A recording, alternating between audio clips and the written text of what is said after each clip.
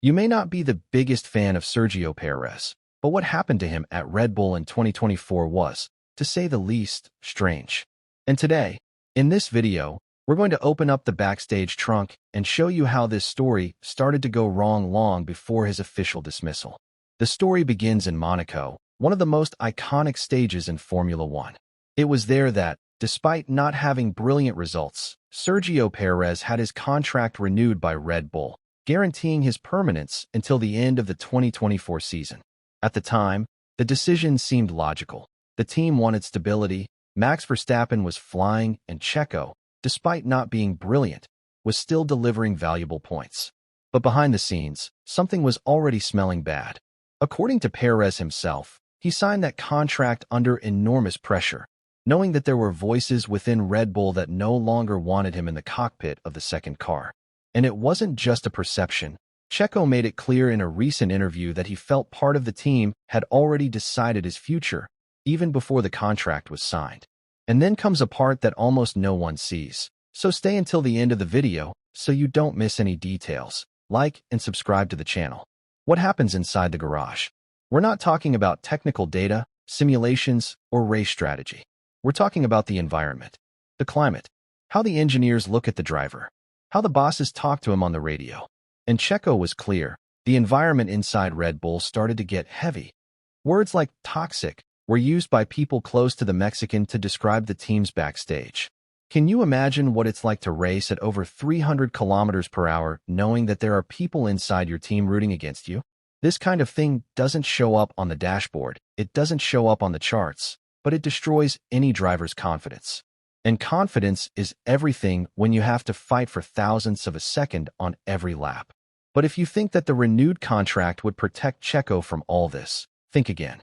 The renewal in Monaco served much more to buy Red Bull time than as a demonstration of real confidence. And this became clear in the following months. Every mistake by Checo was amplified. Every bad qualifying session became a headline, while similar problems with other drivers went unnoticed.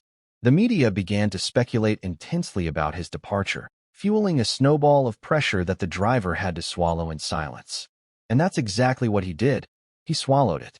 He didn't speak ill of the team, he didn't complain publicly, and he continued to give what he could with the equipment he had.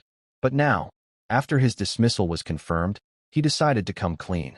And that's precisely why Perez's recent statement resonated so much. When he said, "I know they're very sorry," it wasn't just a provocation.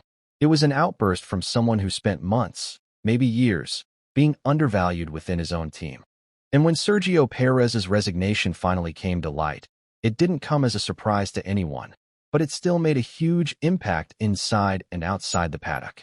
It was the end of a relationship that had been sustained by appearances for months. Liam Lawson was the name chosen to take over the position left by Perez. Young, promising, and having performed well in replacing Ricciardo the previous year, Lawson seemed like the right choice to reinvigorate the Red Bull duo. He had the support of Helmut Marko, had come off a solid season in Super Formula, and was seen as a rising talent in the Red Bull program. But talent alone is no guarantee of immediate results. And Lawson felt this firsthand. In his first races, it was clear that the second Red Bull car, the one that Checo had struggled so hard to master, was not easy to drive. Performance fell short of expectations, and the excitement surrounding the New Zealander quickly began to wane. With Lawson's instability, Red Bull made an unusual decision. It turned its chair around once again, this time betting on Yuki Tsunoda. The Japanese driver, who had been showing progress in carb, was already on Horner's radar, and his entry seemed more like an attempt to find stability than technical conviction. But what we saw, once again, was a promising driver being swallowed up by a capricious car, a divided team, and a structure that was clearly unbalanced. Tsunoda even had some good moments, but nothing that justified a fair comparison with what Perez had delivered in previous years. And then the question started circulating behind the scenes. Was the Czech really the problem? Let us know what you think in the comments. Because the truth began to emerge quietly but relentlessly.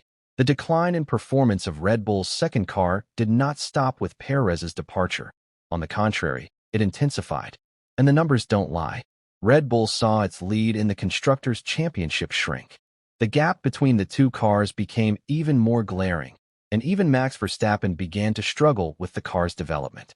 And here comes a delicate point: the way Red Bull handled Checo's image during this process. There was no proper tribute, nor recognition for the hard work he had done since 2021. It was as if, by letting him go, Red Bull also wanted to erase his trajectory.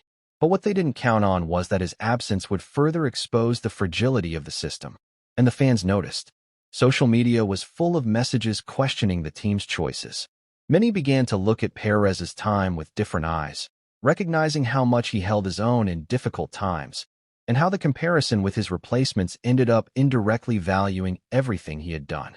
Before I continue, like and subscribe to the channel so that the YouTube algorithm recommends this video, and let's go. And then we go back to what Checo said days after his dismissal. I know they are very sorry.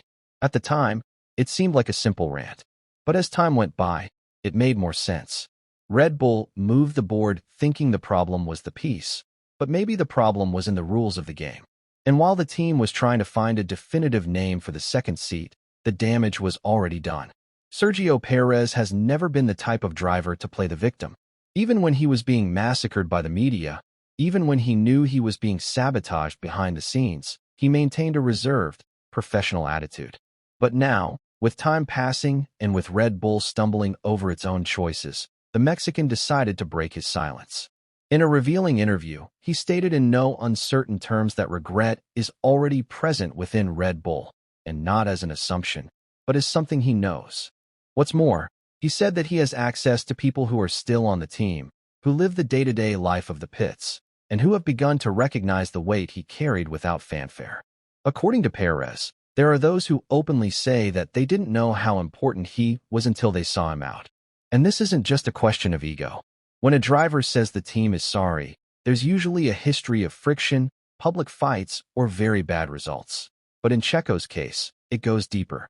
Because he was Red Bull's shield in several moments of tension. He was the one who held the fort when Bottas was pressuring Verstappen with Mercedes in 2021. He was the one who kept the team comfortable in the Constructors' Championship when Max wasn't scoring points.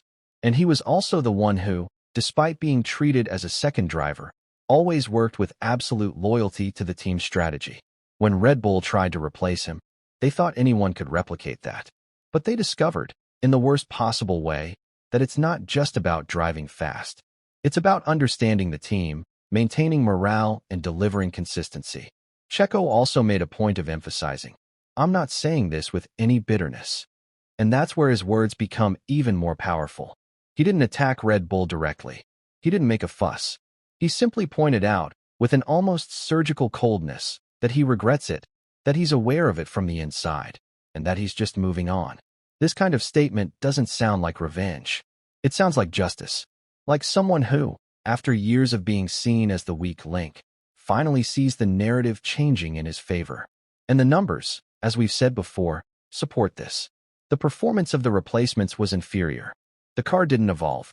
The internal environment went downhill. And all of this reinforces the thesis. Red Bull changed a part that was much more important than it seemed.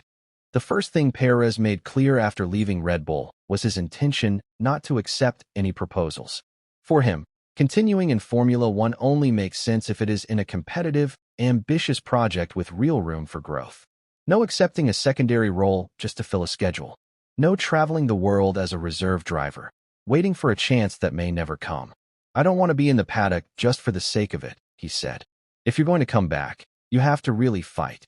This stance surprised many people, because it is common to see drivers trying to grab any opportunity to stay visible. But Perez seems more strategic. He has his sights set on something bigger. And the word that has been gaining traction behind the scenes is Cadillac. Yes, the American brand that will enter Formula One in 2026 in partnership with Andretti could be exactly the kind of project that attracts Perez. Not only because of the challenge of being in a new team, something he has done successfully in the past, but also because of the symbolism.